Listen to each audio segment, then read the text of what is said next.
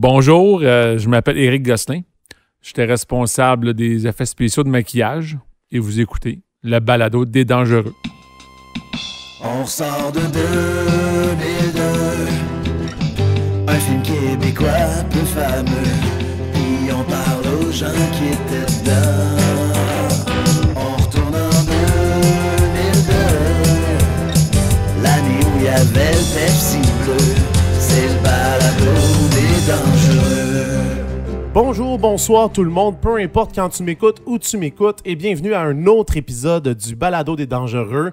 Le balado qu'on pense tout le temps qu'il va faire un épisode, mais on est toujours surpris qu'il y ait quelqu'un qui dit oui. Et cette semaine, il y a quelqu'un qui a dit oui. Éric Gosselin, bonjour. Salut, ça va? Ça va, toi? Très bien, ça va très bien. Quand je t'ai approché pour les Dangereux la première fois, pensais-tu que j'étais sérieux? Comment tu t'es senti par rapport à ça?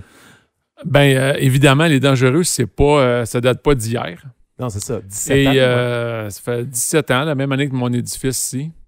Donc, vu que dans mon travail de maquilleur d'effets spéciaux, je travaille sur environ 20 projets par année.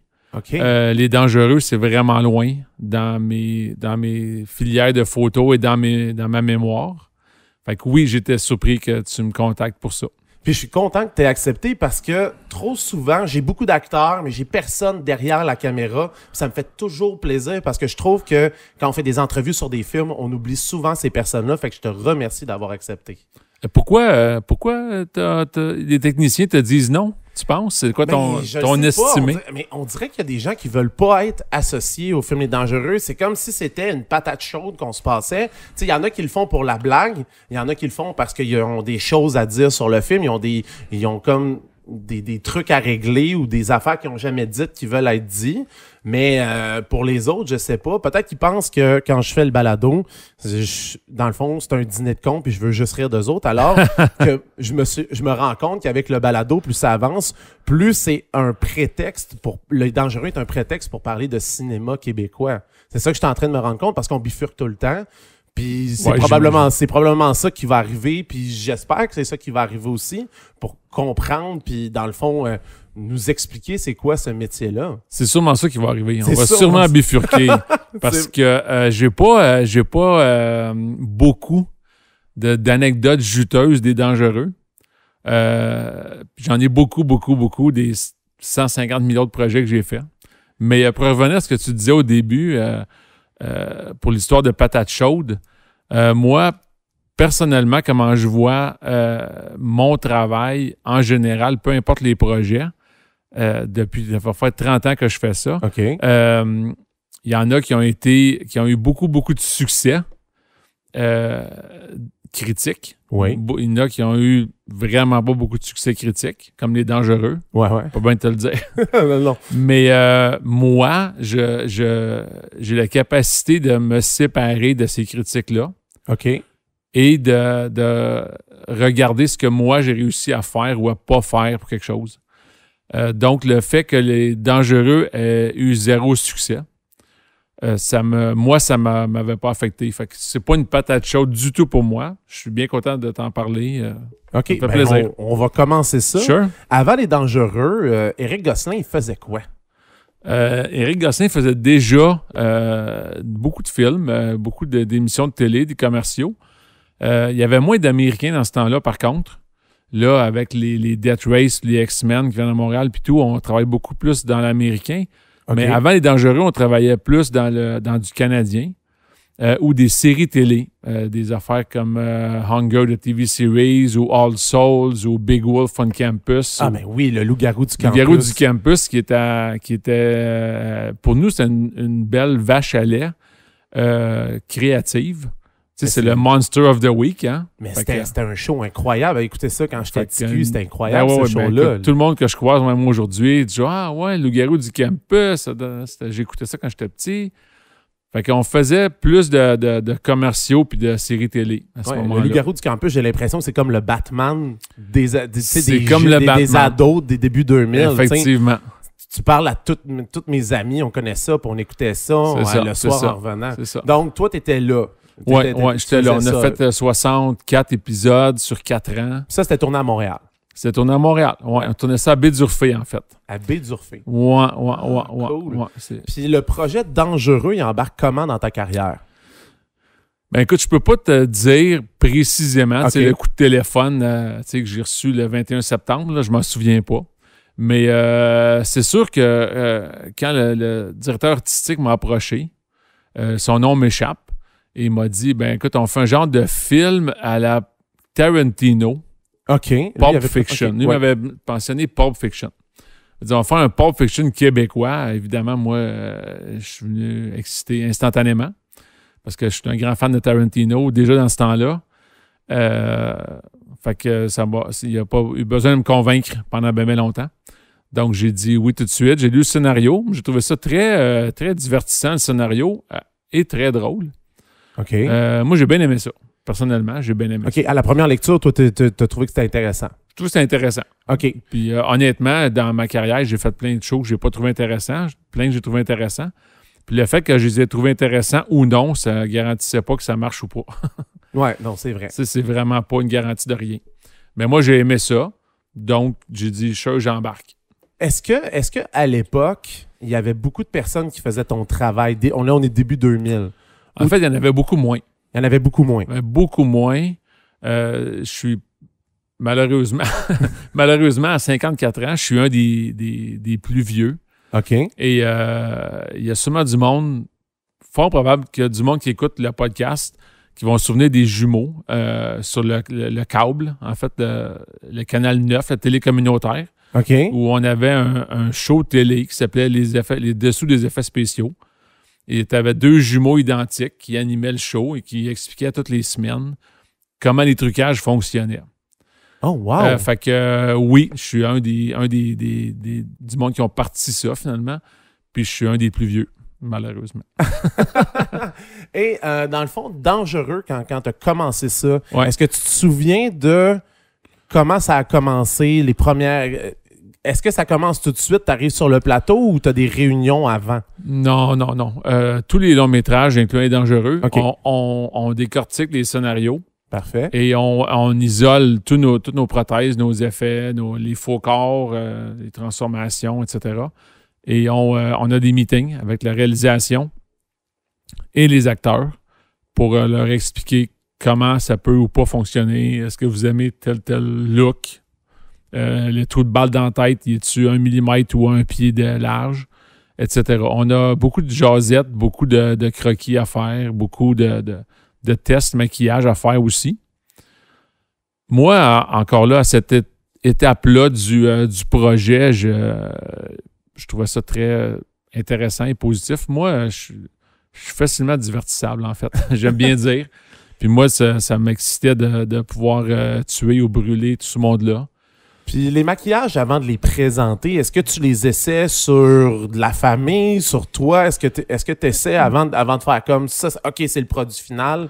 Ben, il y a 20 ans, c'était plus, c'était plus de la famille, je te dirais. OK. Fait que tu avais des cobayes, c'est ça? Oui, il y a une vingtaine d'années, de 30 ans à 20 ans, c'était plus de la famille. Je te dirais à peu près dans le temps des Dangereux, là, pas au mois près, là, mais après avoir fait les Dangereux, on a commencé plus à avoir de la figuration, en fait, fournie par la production. Ah, puis c'est quoi une figuration fournie? C'est c'est la production OK. qui nous fournissent quelqu'un qui ressemble au comédien. Au lieu de prendre mon cousin, dis-moi, égorger mon cousin pour remplacer Pierre Lebeau, Ouais. ben là, il m'envoie quelqu'un qui ressemble à Pierre Lebeau, genre. OK, Comme exemple, je te physiquement. donne, oui, un genre de ce qu'on appelle un photo double. Donc, il nous enverrait un photo double pour faire les tests make-up. Comme dans Les Dangereux, François Chénier, Oui. on a eu la chance de tester sur lui. Mais si je refaisais, mais en fait, quand je fais des brûlures comme j'ai fait sur François, aujourd'hui, on m'envoie un photo double de l'acteur pour voir la brûlure et la perte de cheveux due à la brûlure, qu'est-ce que ça a l'air sur un gars de ce gabarit-là, avec ce face-là. Là. Puis quand tu fais justement des trucs, des brûlures comme ça, est-ce que tu te fies sur des photos d'archives ou tu vas voir des grands brûlés? Comment ça se passe? Toutes ces réponses. Toutes ces réponses? Oui, j'ai vu beaucoup de vraies patentes dans ma vie. OK. Trop à mon goût. Puis j'ai aussi une très belle collection d'encyclopédies couleurs. Merci, département de médecine de McGill, C'est qui ont cool. une belle librairie. Les atlas couleurs des maladies de peau, puis les atlas couleurs des suicides, puis les atlas couleurs des déformations, des malformations, je devrais dire. En tout cas, il y en a des dizaines d'encyclopédies couleurs. Et c'est ce genre de patentes-là qui nous servent de référence pour, évidemment, les dangereux. On avait beaucoup d'impact de balles. Oui. Entrées et sorties. Entrées qui sont plus petits, sorties qui sont beaucoup plus gros. Et on avait les brûleurs François Chénier, entre autres. Là. Est-ce que tu te souviens de la première journée de plateau où est-ce que tu es allé, ou le premier make-up ou le premier maquillage que tu as fait sur le plateau des Dangereux? Je me souviens pas c'était quoi le maquillage. OK. Exactement.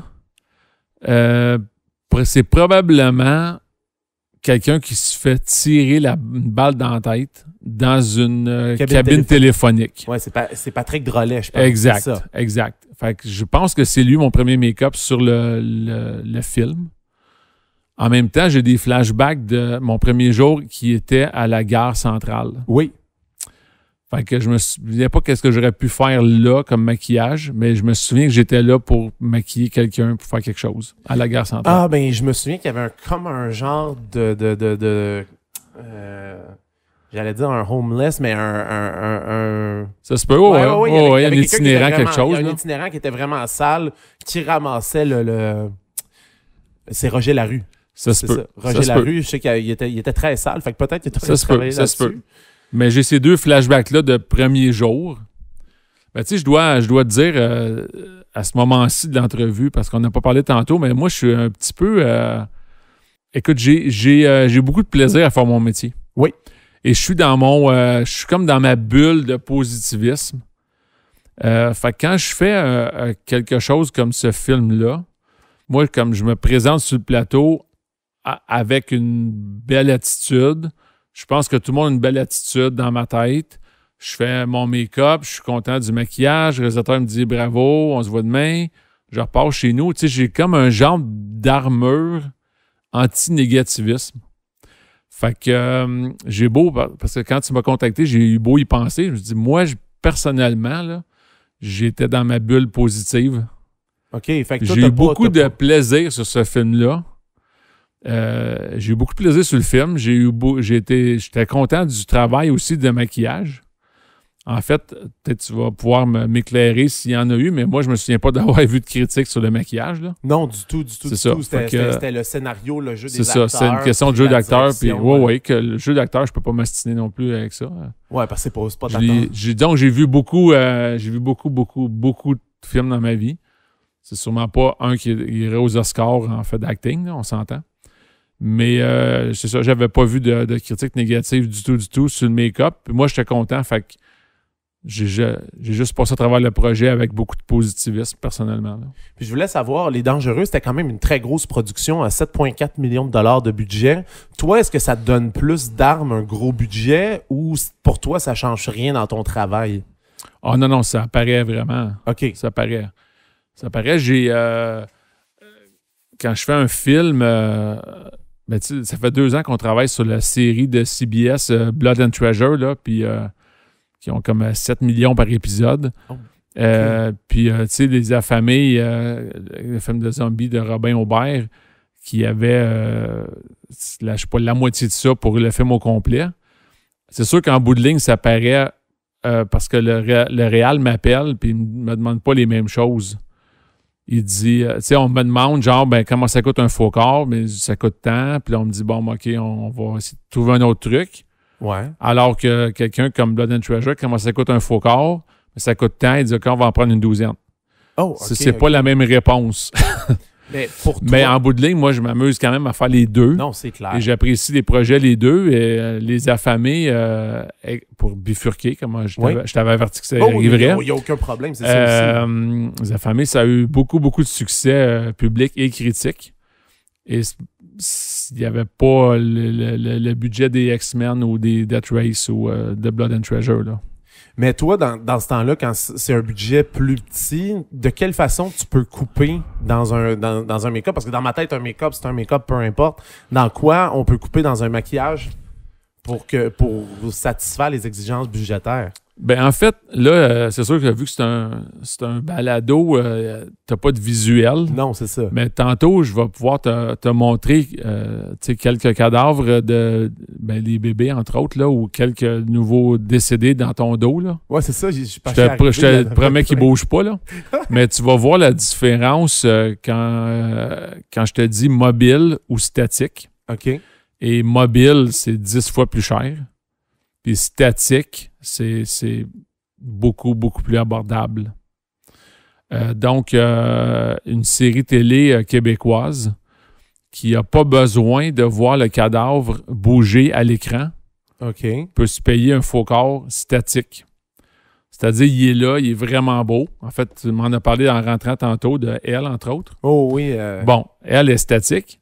Fait que comme elle est extraordinaire, mais si tu prends son petit doigt pour la lever, tout son corps lève. Ouais, c'est ça. C'est qu'elle a l'aide d'une planche de bois si tu y touches. Alors que le bébé ou l'autre bonhomme couché dans ton dos, si tu les bouges, ils bougent naturellement. OK, quand même. Donc, ça prend des squelettes empesés et articulés. OK. Et ça prend un autre matériau qui est beaucoup plus mou, beaucoup plus difficile à travailler, beaucoup plus long à peindre.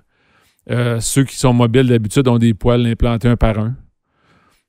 Donc, si toi, tu es une production québécoise télé, ben, tu t'arranges pour que ton réalisateur ou dans le scénario, le corps il est vraiment beau, il est couché dans le champ, puis on ne le voit pas bouger à l'écran.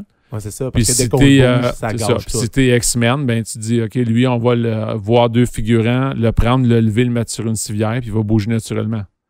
OK. Mais là, ça vient de coûter 10 fois plus cher que la production québécoise juste parce qu'ils le mettent sur une civière. Puis, dans Les Dangereux, c'était comme je disais, 7,2 millions, c'est quand même gros. Toi, est-ce que ça a changé un peu ton travail? C'était-tu un des premiers gros budgets sur lesquels tu avais travaillé? C'était un des premiers gros budgets, oui, tout à fait, québécois. J'avais côtoyé une couple d'Américains avant, dont les séries télé. Le Garou du Campus, il n'était pas non plus pauvre. Là. OK. Mais je te dirais que Les Dangereux, malgré qu'il y a des maquillages cool, intéressants, whatever, bien faits, il n'y en a pas tant que ça. Ils ne sont pas si grandioses que ça.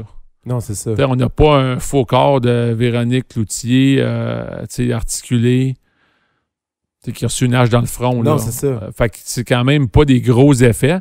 Fait qu'en bout de ligne, c'est pas un show qui m'aurait donné des millions là, en maquillage, effets spéciaux. Fait que dans mon département, ça n'a pas paru vraiment le budget. Mais c'est sûr que quand tu es sur le plateau, tu vois très bien la différence entre des gros et des petits budgets, juste en roulotte, en bouffe, toutes sortes de petits détails qu'on remarque facilement. Si c'est un show avec de l'argent ou pas d'argent. Dans le fond, sur Les Dangereux, ton travail, ça a été quoi? T'as fait quoi comme maquillage? Parce que je sais que t'as fait François Chénier. En fait, les deux grosses affaires que j'étais content de faire, c'était François qui se faisait mettre la tête dans une friteuse. OK. Qui était beaucoup plus extensif que ça au début de nos discussions. Mais pour toutes sortes de raisons, je me souviens pas si c'était seulement la censure ou le temps de make-up ou quelque chose. Ça a fini avec François brûlé comme il était. Peut-être un tiers de son visage. Oui, c'est ça. Parce que François, en entrevue, m'a dit qu'il avait tourné beaucoup plus que ce qui est resté au montage sur plein d'angles.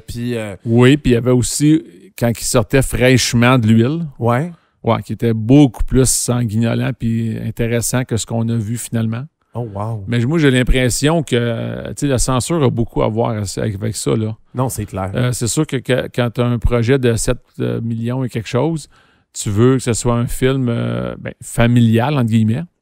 C'est sûr que si le gars, il sort de la friteuse puis il reste juste le crâne, un crâne fumant, avec les muscles qui coulent, c'est moins excitant pour le petit cousin de 5 ans. Là. Puis l'autre grosse affaire que j'ai fait là-dessus, qui était pour moi une première, c'était quand Bing, je me souviens plus du nom du... Miro. C'est ça. Mais nous, on aimait ça l'appeler Bing, mais oui, quand Miro, il se fait battre comme faux sur la tête. Oui. et sa tête et son visage enflent. Et pour toutes sortes de raisons techniques, de poids, de prothèse Oui. et de, mon Dieu, comment je dirais ça en français, des edges. Les edges des prothèses, des petits edges fins qu'on fond dans la peau, là. OK. J'ai dû faire ce maquillage-là en 2 morceaux puis en 2 matériaux différents. Donc, j'ai enflé sa tête avec, finalement, un gros casque en mousse de latex OK. qui se collait sur son front et j'ai maquillé son visage avec une prothèse en gélatine qui venait se coller sur la mousse. Oh, quand même. Et quand le maquillage de tout ça a été fait, là, on a rajouté les perruques qui avaient été évidemment agrandies parce qu'il y avait vraiment une grosse tête là, après le maquillage. Sourcils, faux sourcils, tout le kit. Ça, c'était un maquillage assez long et complexe que j'ai bien aimé faire. Qui a bien fini. C'était-tu un de tes premiers maquillages complexes comme ça dans ce genre-là? Tout à fait. En fait, oui, c'était un de mes premiers qui couvrait plus que la moitié de la tête et du visage. C'était comme vraiment des grosses prothèses, en fait, de quantité. Depuis ce temps-là, je n'ai fait beaucoup d'autres. Déjà des engraissements ou des têtes coupées en 2 sur un acteur, pas sur un faux corps. Ça prend des grosses prothèses. Mais c'était un des gros que j'étais content de faire, oui. Donc, tu disais que pour François Chénier, tu as tourné beaucoup plus de scènes qu'il fallait pour ce qui était à la fin. Est-ce que ça a été la même chose aussi pour Bing ou... Parce que je sais que Bing, on le voit juste arriver avec la face démantibulée, on voit absolument rien.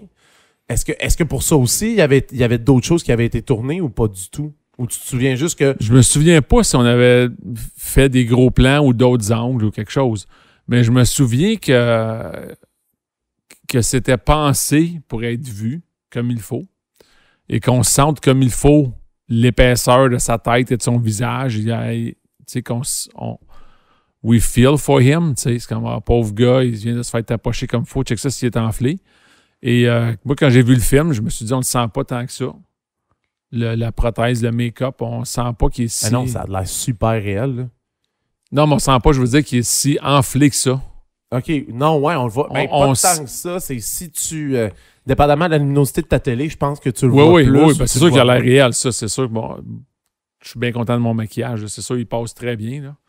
Mais non, je pense qu'il y a eu de la censure sûrement dans le show. OK. Puis, est-ce qu'il y a d'autres maquillages que tu as fait sur le plateau qui ont dû être coupés par manque de temps? Ben, écoute, des trous de balles. Les trous de balles qui sont supposés comme apparaître un trou, puis là, avec l'angle de caméra et comment c'est filmé en gros plan, là, le sein est supposé couler au ralenti, sur son œil. Des choses comme ça, on a tout scrappé ça. C'est-à-dire, bon, il se fait tirer, merci, bye. On a comme passé vite à autre chose au lieu de y aller. Est-ce que tu trouves ça frustrant, justement, de devoir faire ça, puis tu te rends compte que ça dure même pas 0.3 secondes dans un film? Vraiment.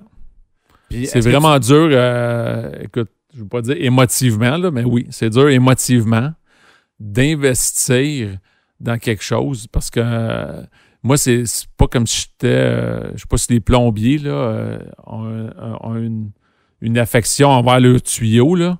Mais moi, j'ai une affection envers mes bonhommes puis mes maquillages. Quand je les fabrique, j'ai investi beaucoup de créativité puis d'émotion dedans. Puis quand je fais tout ce travail-là, même si je suis très bien payé, puis je vois le projet final, je me dis, ben c'est de valeur, c'est triste que j'ai tout investi ça, puis que ça finisse sur le plancher de la salle de montage.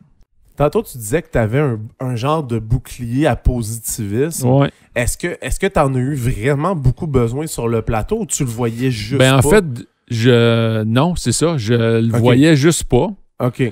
Et la seule raison pourquoi je sais que ça m'a servi, c'est parce qu'il y a du monde qui me le disent, comme toi. Ouais. Ou il y a d'autres mondes au fil des années qui me l'ont dit.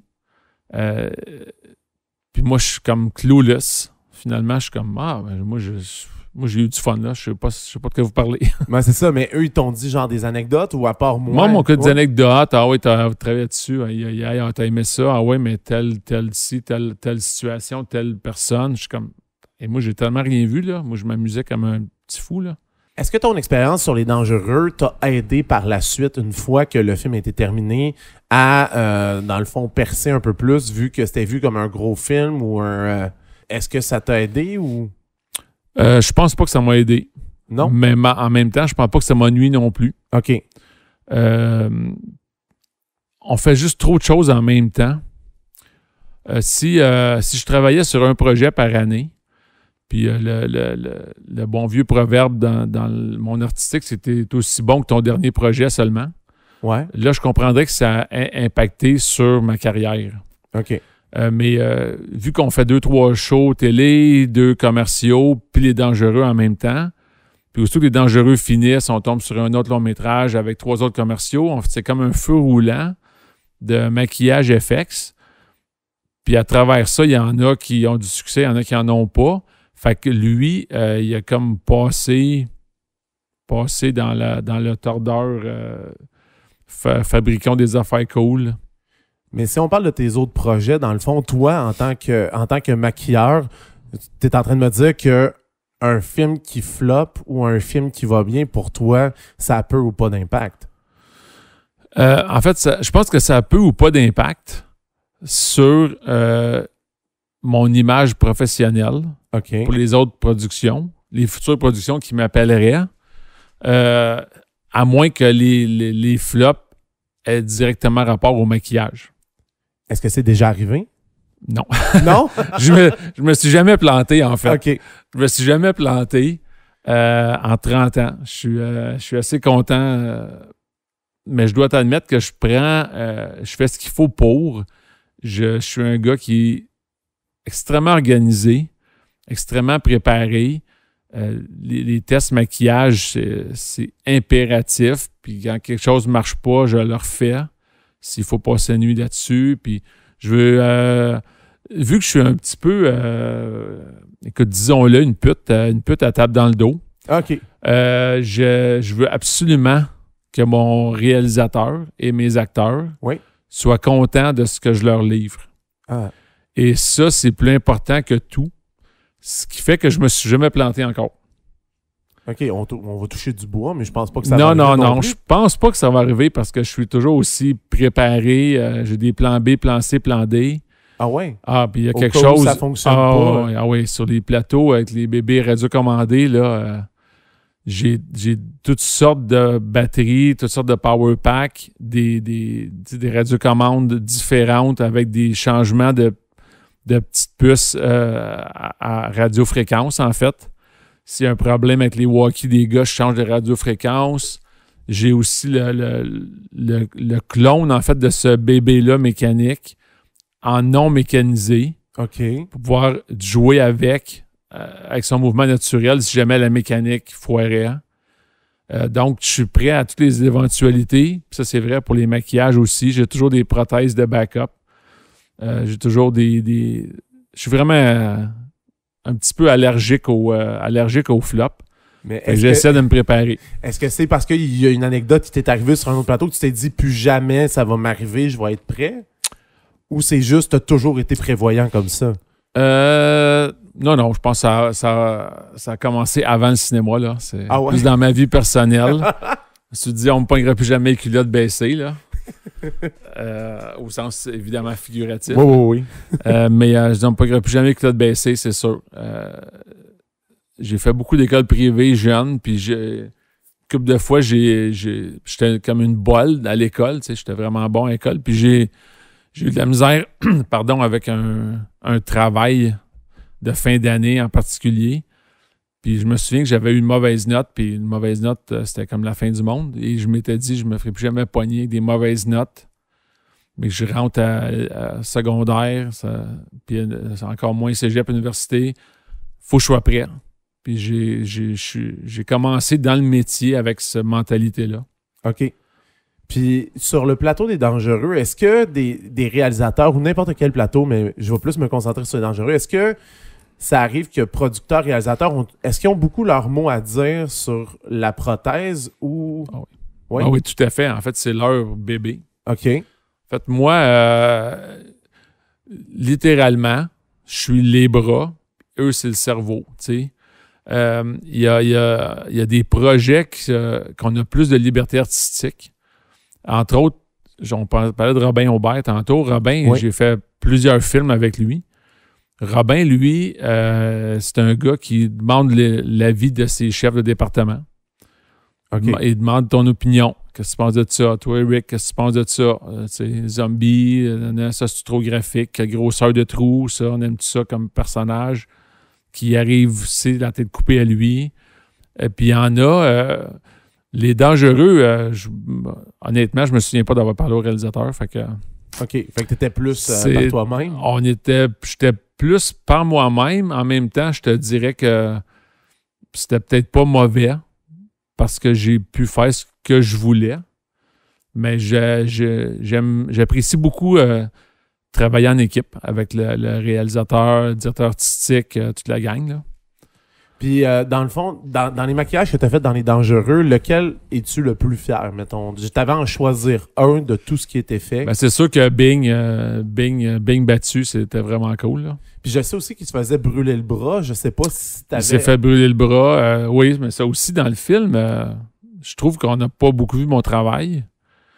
Puis François Chénier, encore là, si on avait vu tout ce qu'on a filmé de son personnage qui se fait tapocher et frire, c'était beaucoup plus intéressant visuellement. Pour les deux, vous en avez filmé plus qu'il fallait? Ah oui. Ah oui? Mais je suis pas mal sûr que, comme je te dis, la censure... Est-ce que ça arrive souvent sur les plateaux qu'on se fait censurer comme ça au niveau des maquillages?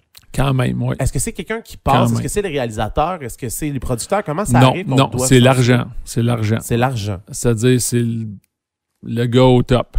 OK. Le gars ou la fille, là. C'est-à-dire les institutions? Institutions,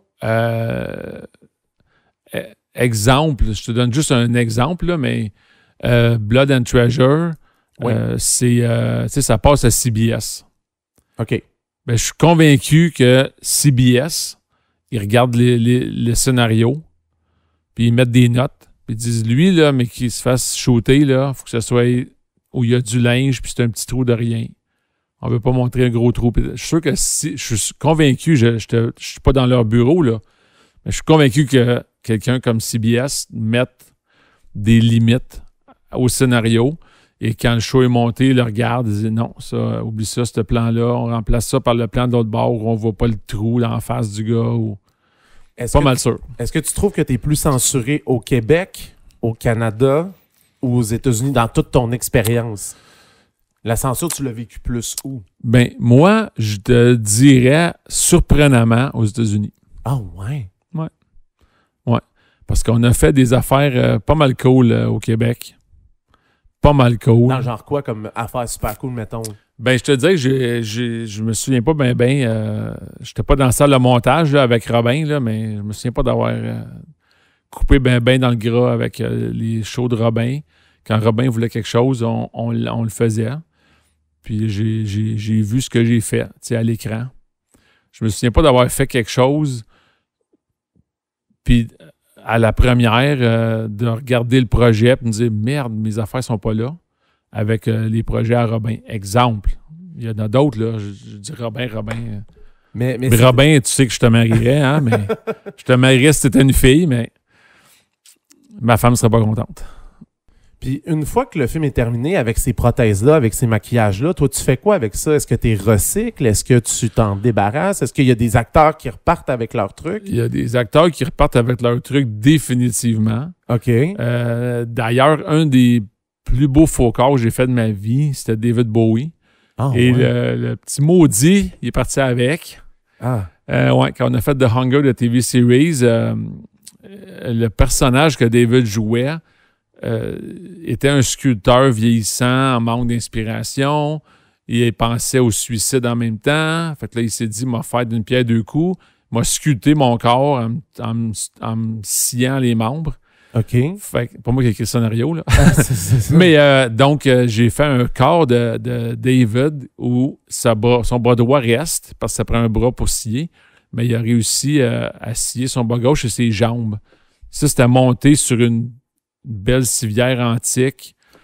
Et il a dit, moi, c'est ça, je pars avec ça, là, oublie ça. Dans ce temps-là, tu les donnes ou tu les vends? Parce que toi, en fait, techniquement, déjà payé. ça appartient à la production. Ah, c'est ça. Même si, comme tu peux voir, juste en tournant la tête, j'en ai en masse des restants. Là. Oui, je vois ça, c'est J'en ai l'enfer. là. j'en ai des dizaines de cadavres ici. Je pense que je suis rendu à 21 bébés de silicone de tous les âges. Oh my Mais God. on peut réutiliser certaines choses.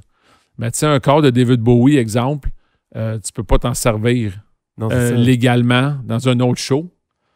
Tu peux pas te servir de la ressemblance de quelqu'un. Ouais. Mais je te donne un exemple qui pourrait revenir au dangereux. Si j'ai une tête enflée à faire demain matin, Oui. je pourrais reprendre le moule de Miro. OK. Tu sais, couler juste une tête, Oui. une prothèse de tête épaisse, puis t'as collé sur toi. Ouais. Parce que c'est juste une prothèse de tête épaisse. C'est pas C'est la ça. face à Miro. C'est pas la ressemblance. C'est ça. C'est ça. Fait que ce genre d'affaires-là, on peut pas s'en servir, mais tu sais, j'ai une quinzaine de momies ici, puis j'ai des centaines de blessures, des fractures ouvertes, des faces coupées en deux, des brûlures de toutes les sortes. Mais c'est sûr que ça, je m'en resserre, oui. Puis sur les dangereux, c'était quoi ton plus beau moment? Est-ce que tu as un plus beau moment sur le plateau? Ben oui, ça revient à ce que je te disais tantôt pour le jour 1, quand on a tourné à la gare. OK. J'ai comme eu un moment, en fait, ce jour-là, où je me suis pris à comme regarder autour de moi, puis l'équipe, puis les caméras, puis le public qui était gardé de l'autre côté de la corde, puis le faux public qui était de la figuration, puis Ouais. l'ampleur de la patente. Puis je me suis dit, hey, c'est un gros show, puis c'est ça ma job. Tu sais, je suis pas... je fais une job cool. Je fais une job cool avec du monde cool, puis c'est comme j'ai eu une réalisation ce jour-là, puis c'est un jour qui me reste en tête puisque ça m'a frappé quand tu m'en as reparlé d'ailleurs. Ça, c'était très cool, ce jour-là. Puis tu me disais qu'avec les dangereux, tu as pu payer ton atelier. C'est ça que tu me disais? Je te disais que, écoute, j'ai pas sorti mes livres comptables Ouais. là, avant que tu arrives, mais c'est définitivement un des shows que j'ai fait l'année que j'ai acheté l'édifice ici. OK. Il y a l'empreinte de mon fiston dans le ciment dehors, là, quand j'ai refait le ciment en achetant l'édifice. Ouais. Puis il me semble que ta petite main imprimée dans le ciment, la date dessus, c'est la même année que j'ai été contacté pour les dangereux. C'est-à-dire 2002, je pense, c'est ça? C'est ça. Ah, c'est cool. Donc les dangereux feraient partie des shows qui m'ont permis d'acheter l'édifice puis de lâcher un loyer. Je me posais une question. Lorsque le film est terminé, toi, est-ce que tu as eu la chance de voir le film avant qu'il sorte au cinéma?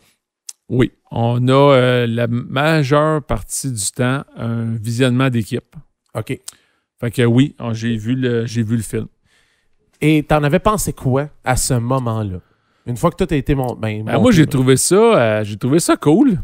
Honnêtement, divertissant, je devrais dire. Le mot, c'est divertissant. Ça n'a pas besoin d'être extraordinaire, tu sais, du Robert De Niro ou Non. du Meryl Streep. Ça n'a pas besoin d'avoir des hélicoptères qui explosent partout pour être divertissant. Si tu me demandais de faire la critique de certains départements, je pourrais sûrement la faire. Envoyer certaines fleurs à d'autres départements, je pourrais sûrement le faire aussi. Mais en bout de ligne, quand j'étais assis dans ma chaise, dans mon banc de cinéma, puis je regardais le projet, je me disais, OK, c'est divertissant, c'est des beaux make-up. OK, let's move on to the next one. OK.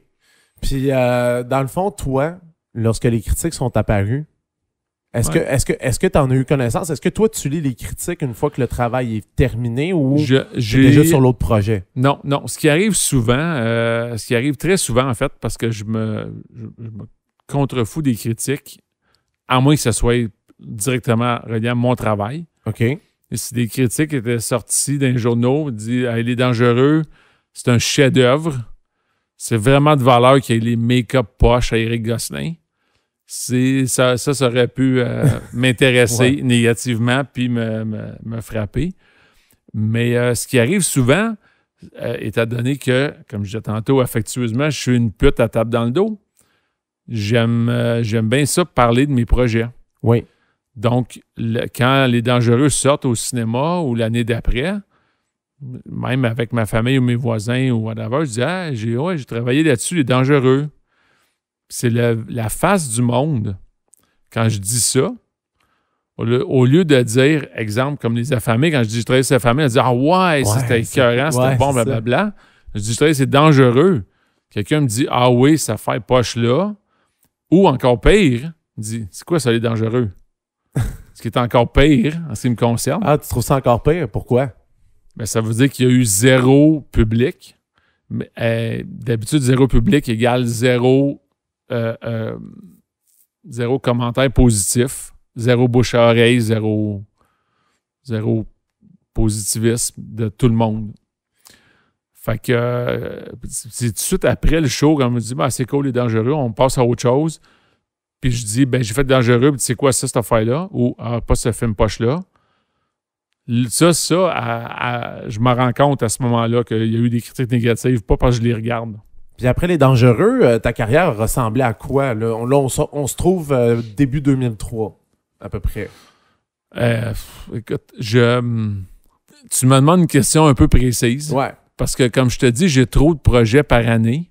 OK. Je peux te dire que 2004, 5, 6, j'ai eu des gros shows. Les Gothica avec Halle Berry, puis les Secret Window avec Johnny Depp, qui sont d'ailleurs juste au-dessus. Juste à côté du poster. Ouais, c'est ça. Parce des que... Dangereux, il y a Johnny Depp. Puis c'est ça, j'ai eu des gros shows américains après Les Dangereux. Parce que pour ceux qui ne le savent pas, dans son atelier, il y a les posters d'à peu près quasiment tous les films auxquels tu as participé. Et pour vrai, Les Dangereux, à côté, c'est Secret Windows. À côté de Secret Window, ouais. Juste à côté de Secret Window, puis Screamers. Puis Gothica, il n'est pas bien loin non plus, là. L'histoire sans fin. Tu sais, il y a quand même des grosses patentes là-dedans. Puis il y a deux Robin Aubert juste devant, là Saint-Martin, puis Origine. Je veux dire, j'ai 2003, 4, 5, là, ça a commencé à avoir des gros shows américains. Je suis pas mal sûr que c'est pas parce que les producteurs de Secret Window ont vu Les Dangereux. Puis ils ont dit « Hey, je veux le gars qui a fait François Chénier brûlé. » Non, c'est ça. Mais ça a donné comme ça. C'est un addon. Tu sais, c'est une carrière qui roule. Ça a donné qu'après Les Dangereux, j'ai commencé à faire plus des gros shows, des grosses séries télé. Mais avant Les Dangereux, t'en avais pas des films américains ou... Ben, j'ai l'impression que j'étais peut-être pas assez connu. OK. Mais j'ai aussi la certitude qu'il y avait moins de tournages américains à Montréal. En fait, à Montréal a été découvert dans le temps des Dangereux, d'après moi. Parce que Gothica puis Secret Window, entre autres, c'était des méga projets avec des méga budgets, Oui. avec des méga stars.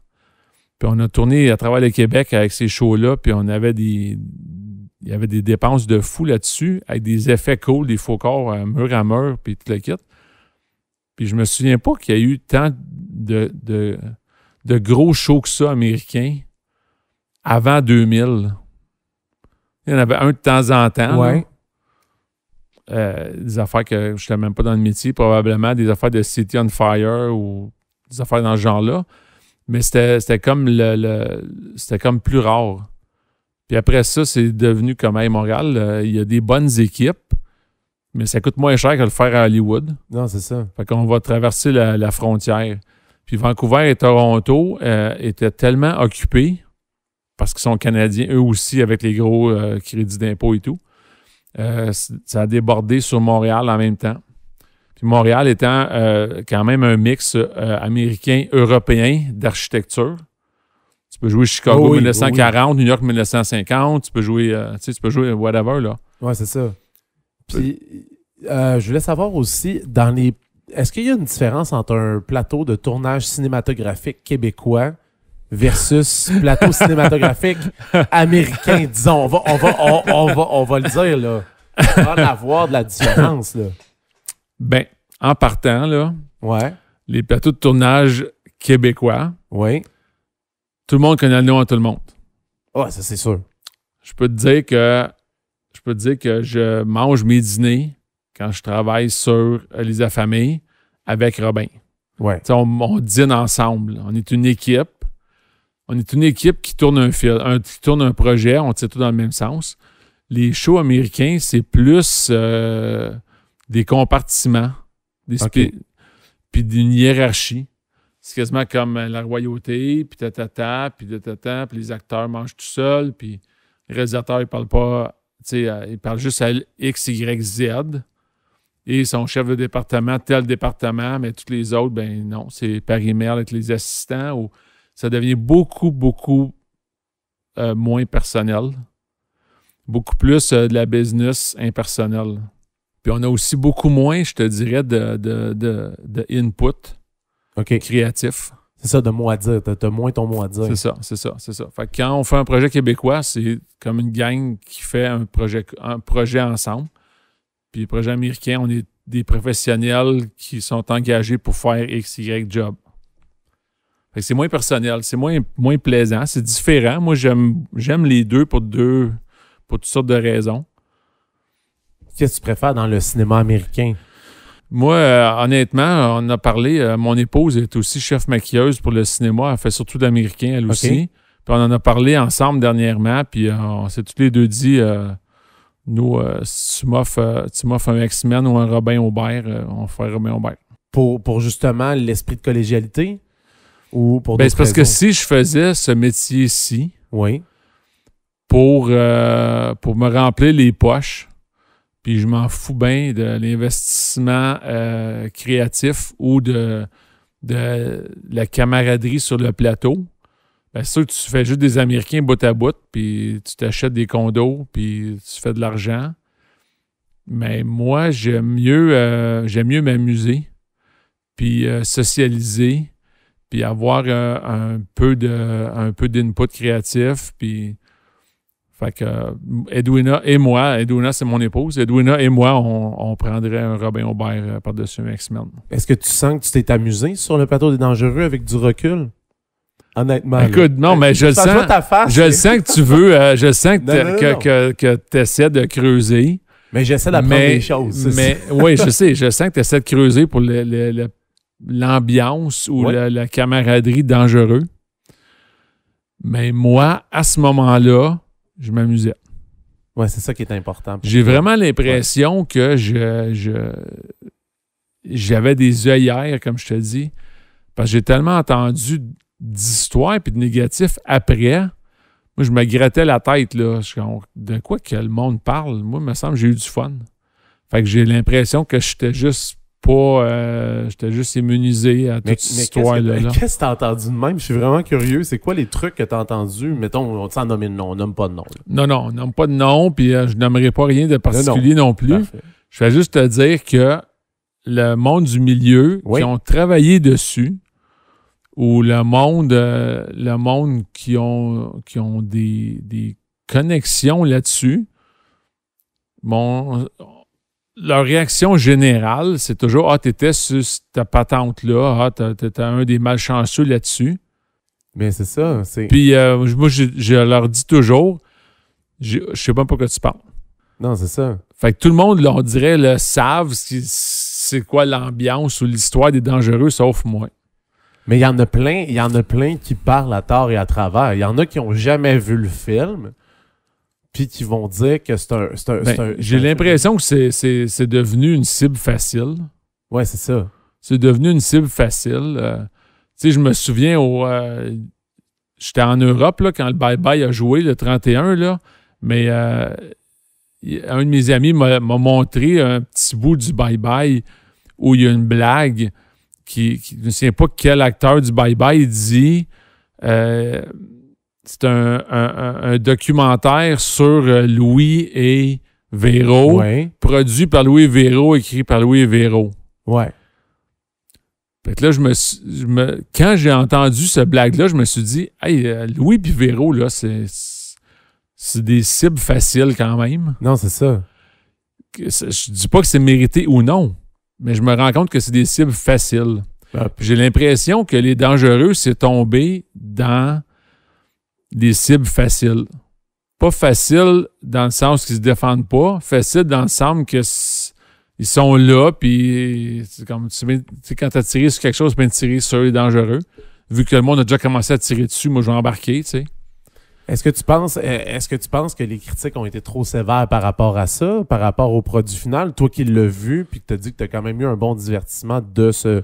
Ben, j'ai eu un bon divertissement, mais comme je te dis, si tu me demandes si c'est le meilleur film d'acting que j'ai vu au monde, je te dis non. Ben non.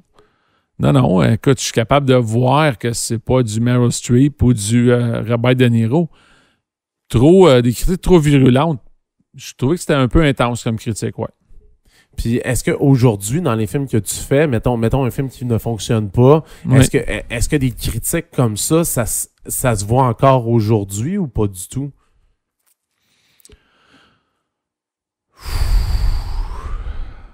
Écoute, la seule chose qui me vient à l'idée, là, quand tu parles de films vraiment à oublier, c'est Le Scaphandrier, exemple. OK, oui.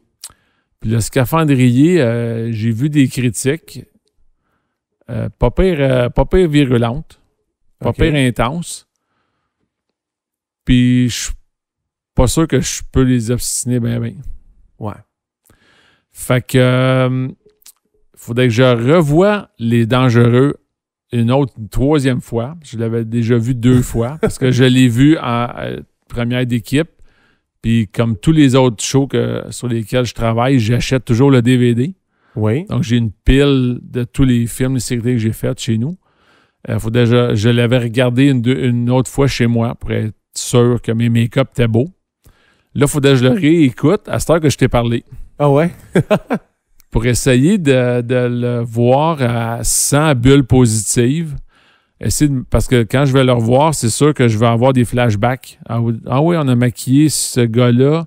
Ah oui, c'était cette location-là. C'est vrai, la roulotte, je sais pas, elle marchait pas. Ou il y a eu tel incident où ça va me revenir en le voyant probablement. Ouais. Fait que le fait de te rencontrer aujourd'hui, si je le réécoute une 3e fois, peut-être que je vais avoir d'autres affaires qui vont me revenir là, comme mémoire. Oh mon Dieu, j'aurais quasiment le goût d'un part 2 pour avoir c'est drôle que tu en parles. Ben ouais. Mais c'est parce que ça vient de me passer par la tête là. Je me suis dit, si je l'écoute après notre entrevue, c'est sûr que je vais me voir d'autres choses. Ouais, Ou me souvenir des choses qui ne me viennent pas là à brûle pour point. Là. Puis en terminant, mettons, ce balado-là, Les Dangereux, maintenant, aujourd'hui, ça représente quoi dans la carrière d'Éric?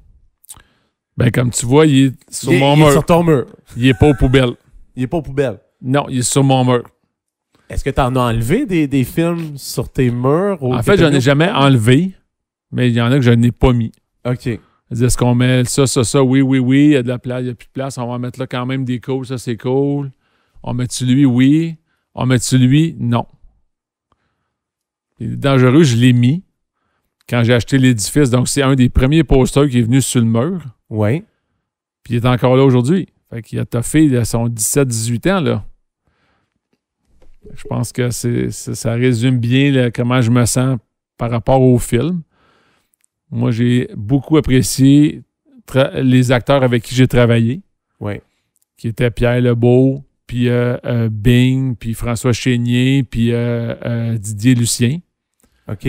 Que j'ai revu sur Les Affamés, que j'ai tué avec beaucoup d'affection sur Les Affamés. J'ai beaucoup de plaisir là-dessus. J'ai pas perdu d'argent, puis le poster et ses murs. Ça t'a permis d'avoir ce hangar-là. Ça m'a permis d'avoir des murs à mettre des posters dessus. Ah oui. Éric Gosselin, merci beaucoup d'avoir participé au balado. Ça m'a fait plaisir.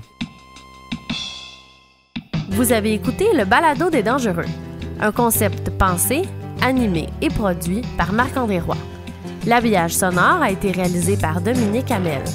Pour ne rien manquer des tout derniers développements du Balado des Dangereux, rendez-vous sur la page Facebook officielle de l'émission. C'est le Balado des Dangereux.